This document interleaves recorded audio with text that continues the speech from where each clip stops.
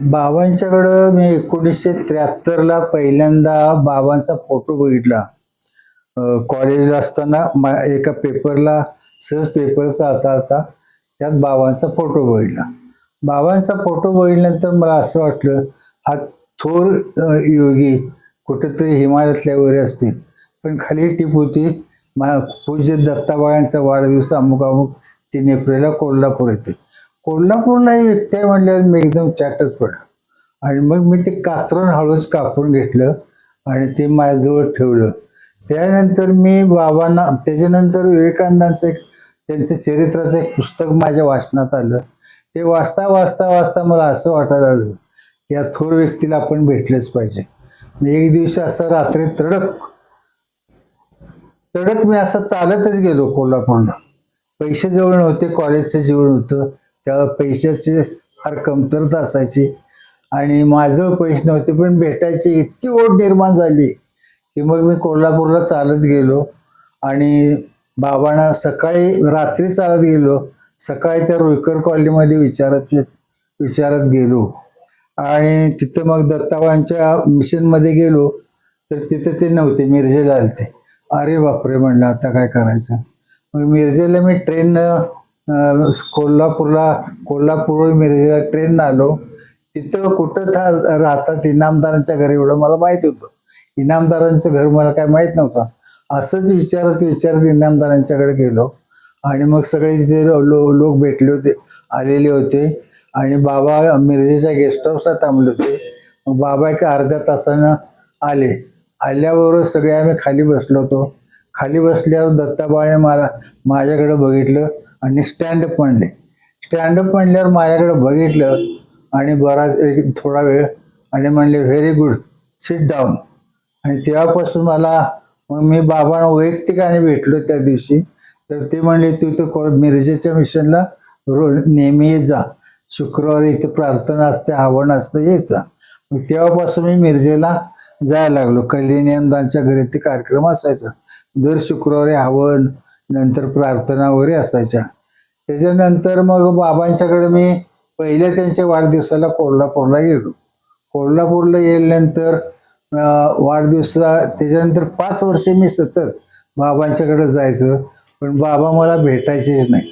बाबा आतल्या रूममध्ये असायचे, त्यांच्या बेडरूममध्ये, आणि मी बाहेरच्या हॉलमध्ये असायचा. मला बसायला सांगायचे, बसून बसून झाल्यावर कुणाकडे तर निरोप यायचे, तुम्हाला जायला सांगितले म्हणून. असं सतत 5 वर्ष मी त्यांच्या जवळ जायचा प्रयत्न केला. पण शेवटी 1979-80च्या दरम्यान मग बाबांनी मला जवळ घ्यायला सुरुवात केली. अरे हा तर म्हणले आमचा पाहुणा आहे, तर मला काय कळणार पाहुणा कसा काय. आणि पाहुणा आहे म्हणले. आणि मग खूप वर्षांनंतर आम्ही खरोखरच पाहुणे झालो. त्यांच्या पुतण्याला माझी मावस बहीण दिली. अशा रीती आम्ही पुढे पाहुणे झालो. मग बाबांच्याकडे जायला सुरुवात केली. मग नेहमी बाबांच्या संपर्कात खूप जवळ आलो. पुन्हा बाबा 1-2दा घरी माझ्याकडे निमंत्रण दिल्यावर जेवायला पुन्हा आले ते घरी. जेवायला आले. नंतर माझ्या मंडळींचा पण हात बघितला त्यांनी. तुला म्हणले सिनेमात काम करायचं होतं काय. म्हणले सिनेमात हे म्हणलं आमच्या घरात असं काही नाही. पण तिला एक चांगला हे होतं की नकला काढायची तिला फार सवय होती. नकला अगदी हुबेहूब काढणार. मग तिचा हात एकदा बघितला बाबाने असंच आणि म्हणली, तू स्मशानात जरी गेलीस रात्री 12ला, तिथं तुला जेवण पोचूल, तू उपाशी मरणार नाहीस म्हणली. कुठेही जातो उपाशी मरणार नाहीस. आणि तिचे अनुभव तिला आले, ती नंतर सांगेल. अशा रीतीने बाबांच्याकडे मी जायला लागलो. बाबा काय असंच एकदा स्वप्नामध्ये विवेकानंदांना मी विचारलं की दत्ताबाळ कोल्हापूरचे तुम्हाला माहीत आहेत काय. तर ते काय बोलले, दत्ताबाळांच्या स्वामी विवेकानंदांच्या पुढं एक 10-15 लोक बसले होते खाली.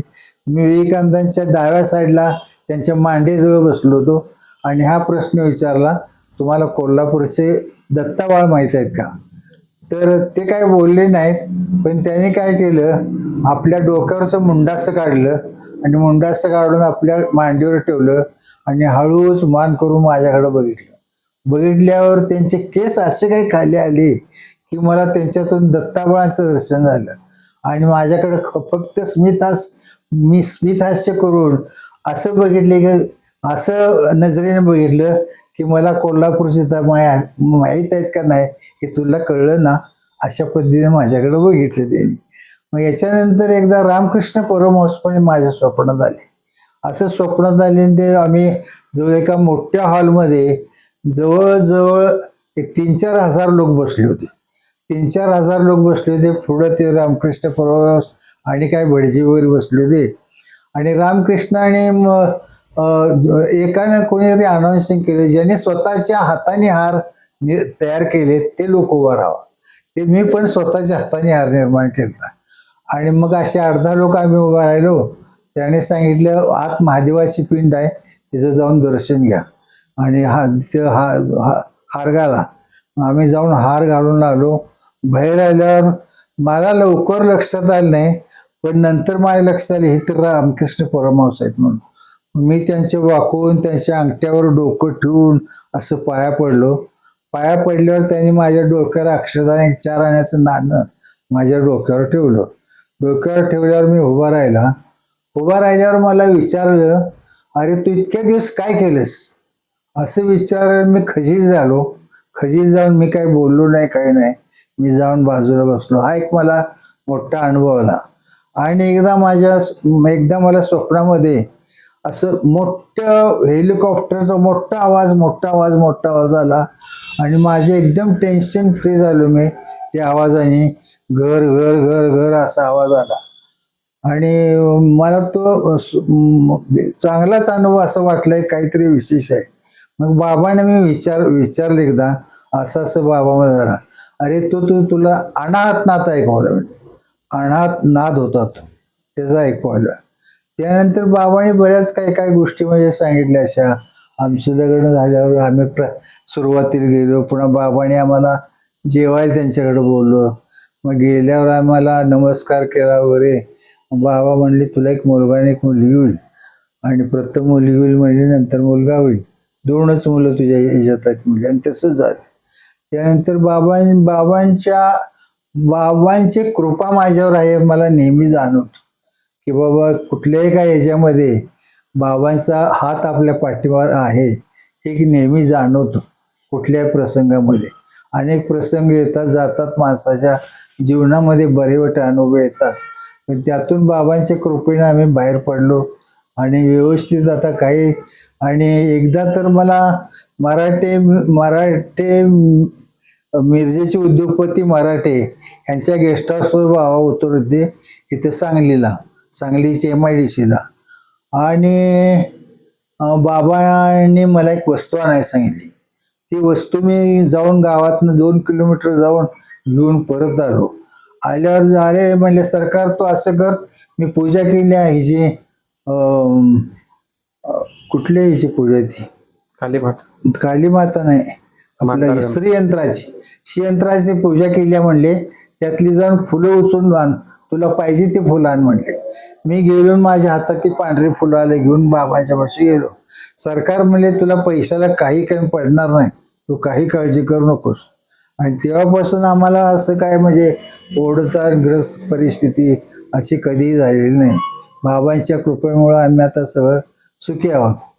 आणि नेहमी बाबांचं मला असं सारखं बाबा माझ्या जवळ आहेत, बाबांचा चेहरा बाबांचं हसणं हे करणं असं सगळं मला माझ्या नजरेसमोर नेहमी असतं की बाबांचं बोलणं कसं, बाबांचं चालणं कसं.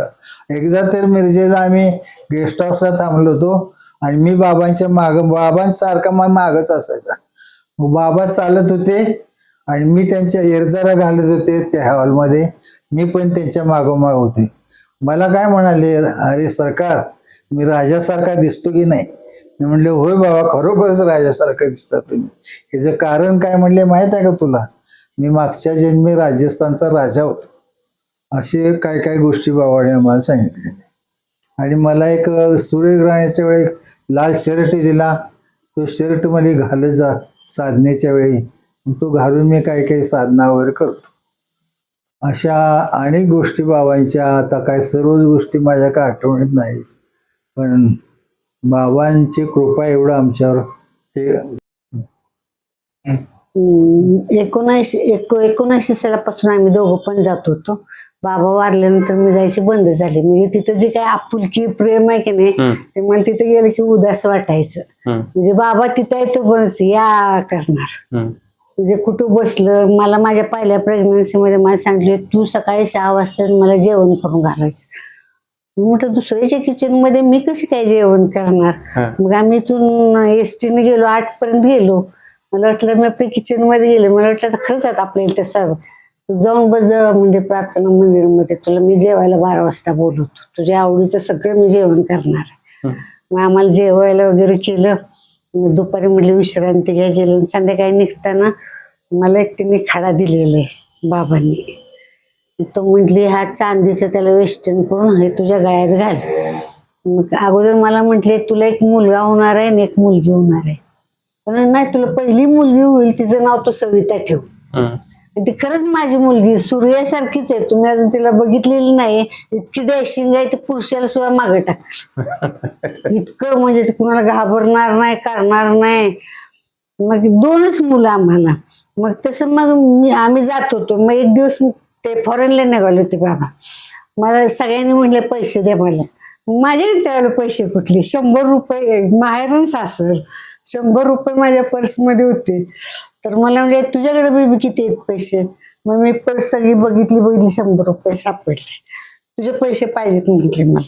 मग मी ते बाबांच्या असं हातावर ठेवतो, मला असा एवढा हुंदका वरून आला ना की आपल्याकडे इतके पैसे कधी पण असते तर असं आपल्याला अधिकारानं कुणी मागितलं नाही की मला तुझे पैसे पाहिजेतच म्हणून.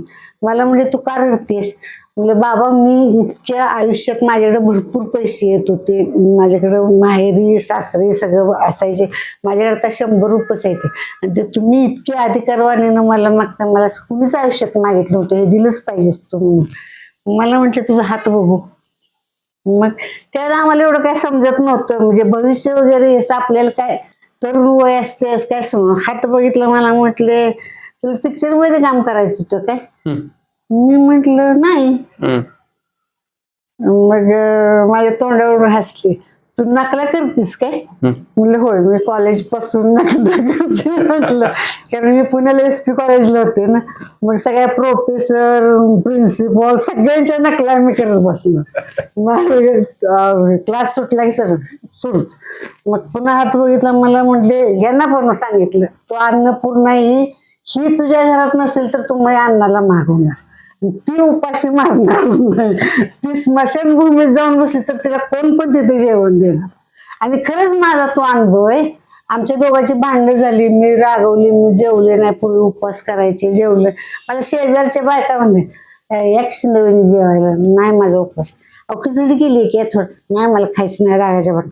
अहो तर घासपूस करा. मी कधीही उपाशी बसलेले नाही, मिळालं कधीही नाही. सांगते काय, यांना एकदा हॉस्पिटलमध्ये यांचं ऑपरेशन होतं, मला एवढी भूक लागली होती. त्यांचं तर ऑपरेशन झालं संध्याकाळचं, आता भूक लागली. आता आपल्यात कुठं, आता आम्ही त्यावेळेला हॉटेलमध्ये जाऊन येऊन खात नव्हतो. त्याला नेमका माझा भाऊ ह्यांना बघायला जण माझ्या तोंडाकडे म्हणून लागतं तुला भूक लागली आहे काय. मला इतकी भूक लागली आहे म्हटलं, पण पेशंट नेहमी मला काही समजणच झाले. तसाच अनुभव मी गजानन महाराजांना शेगावला गेले होते. मग आम्हाला आपला प्रसाद वगैरे मिळाला, आम्हाला रेल्वेत काय मिळालं तर घेऊन खायचं. 10च्या पुढे रेल्वेत कुठं काय आले, काहीच नाही. आम्ही 10 लेडीज होतो, शेगावला गेलो होतो. प्रत्येकाला भूक लागली, पण रेल्वेत काय नाही, कुणाला मागायचं. आणि मारवाडीची फॅमिली होती, त्याला साखरपुड्याला निघालेली पुण्यापर्यंत. तर ते बायका आम्हाला नव्हते या की बहिणजी खाना खाऊ का, पण ते त्यांचं कसं खायचं आपण. म्हणून आम्ही आपल्या सगळ्या 10 जणी, कोण वर कोण खाली, खाली 17 इतकी भूक लागली, झोप पण आपल्या एकामेकीच्या तोंडाकडे बघायचं, गप्प बसायचं, पाणी प्यायचं, गप्प बसायचं. आमचं काही वरच्या 3ऱ्या बर्थवर लक्ष गेलं नाही. तिथे एक आजोबा झोपली होती. मग ते आम्हाला काय म्हटले, का पोरीनं तुम्ही उठताय बसताय. तर म्हातारा माणूस आहे म्हटलं, यांना खरं सांगायला काय. म्हणलं आजोबा मला खूप भूक लागली आहे, आम्हाला झोप पण नाही, पोट कसं व्हायला लागलं. मग त्याचं म्हणजे थांबाय पोरून मी देतो तुम्हाला जेवण. तर मी एवढं म्हातारा माणसाकडे 10 जणीचं जेवण कसं असतं. एवढं मोठं टिफिनचा डबा त्या आजोबांनी आम्हाला दिला. प्रत्येकीला एक एक चपाती, घास भात, भाजी. आम्ही व्यवस्थित खाल्लो, पाणी पिलो. डबा त्यांचा धुतला केला, त्यांच्याजवळ दिला. आणि आम्हाला म्हटलं मी पुण्याला उतरणार आहे, माझ्या मुलगा सोनं आणायला येणार आहे. मग आमच्या पोटात आदर गेले, आम्ही झोपलो. आजोबा उठून गेलेले पण आम्हाला काहीच माहित नव्हतं. म्हणजे इतके माझ्या बाबतीत मला एवढे अनुभव आलेले ते. कुठेही मी असले गेले, मला किती असं मला जाणवलं आता आपल्याला भूक लागली, तुमच्यासारखा अनोळखी माणूस असला तर म्हणाले मावशी तुम्ही काय खाताय का हो. मी अजून माझा म्हणजे इतक्या 40 वर्षाचा 45 वर्षाचा अनुभव आहे. मला कधी भूक लागली मला त्यावेळेला काही मिळालं नाही, असं कधी झालं नाही. आणि मी घरात नसले तर माझ्या पाठीमाग सगळ्यांची हाल होती. सगळ्यांचे छान अनुभव आहेत बाबांच्या विषयी. बाबा वारल्यानंतर मग मी जायचं बंद केलं ना. बंद म्हणजे काय, ती जी आपुलकी प्रेम होतं ना, म्हणजे संध्याकाळचं निघालं, देवी तुम्ही जेवला का, तुम्ही आमक केलं का. आणि त्यानं खानदानी रक्ताबद्दल फार हे होतं. मी असे गप्प बसले की ते आम्ही लग्न झालं म्हणजे महाराणी ताराबाईंची वंशज तो अशी गप्प कशी बसलीस. त्यांना नेहमी म्हणायचे हा हात म्हणायचे, हा हात पुरुषीन कर्तबगार स्त्रीचा आहे, हात लेडीजचा नाही. हिला धुण्या भांड्याला अजिबात लावायचं नसतो. ती जिथं आणि मला मी कुणाला पण मी बिझनेस घालून दिले त्या बायकांची दुकानं झाली. मी बचत गट चालवत होते, आता मला होत नाही व्हायच्या माना. बायका मी खाली गेली की हे म्हणते ती तुझं ती बाहेर खुर्ची टाकून बसत जा, ज्याला त्याला सल्ले द्यायला, करायला, सावरायला. की पहिल्यापासून म्हणजे हे माझे अनुभव आहेत. मला कधी अशी आयुष्यात मी हार मानली नाही, कधीच नाही. कसलाही प्रसंग येतो त्यातून आम्ही निभावून गेलो.